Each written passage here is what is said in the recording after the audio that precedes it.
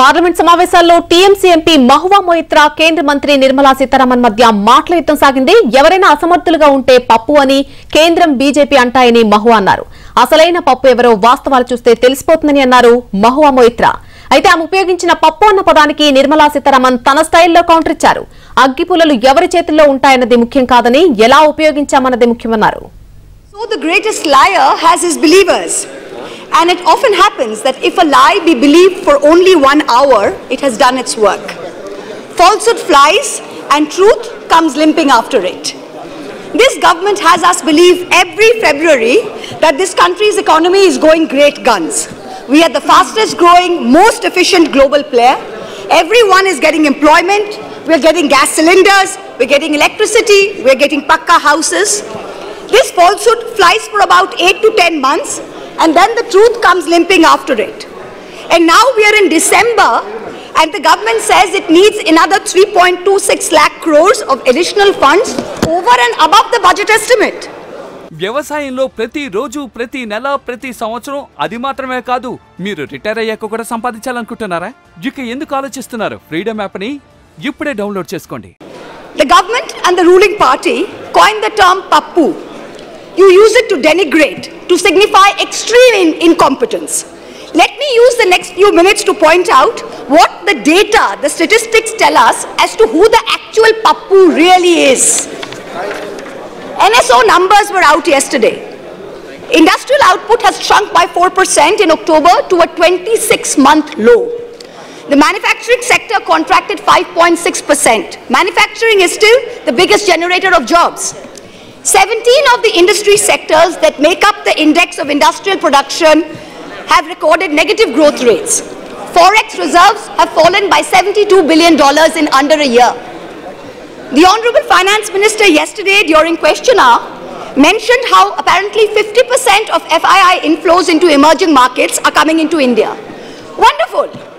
But her colleague, the Minister of State for External Affairs, just last Friday, in response to a question in this very house, stated that almost 2 lakh people, 1,83,741 people, renounced their Indian citizenship in the first 10 months of 2022. This exodus in 2022 takes the total number of Indians renouncing Indian citizenship under this government in the past 9 years since 2014 to over 12.5 lakh people. This year has already seen more people giving up Indian citizenship than any single given year. High net worth individuals are willing to pay up to $1 million to get citizenship of Portugal, of St. Kitts, of Greece. Is this the sign of a healthy economic environment? Of a healthy tax environment? Who's the pappu now? Moitra said about where one should find pappu, who's the pappu, where's the pappu, and so on. Actually, either West Bengal in the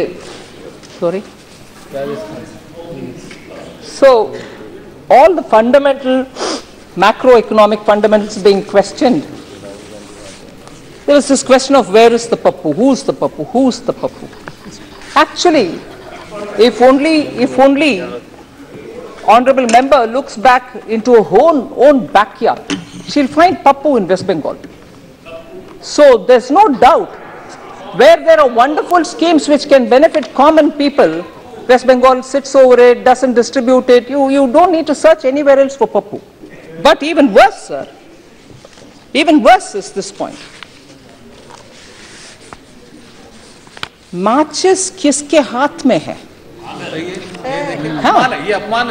This is really, I don't want to elaborate too much on it because it probably just wanted to spice the questions and the issues she raised, about which I think in different ways I've tried answering.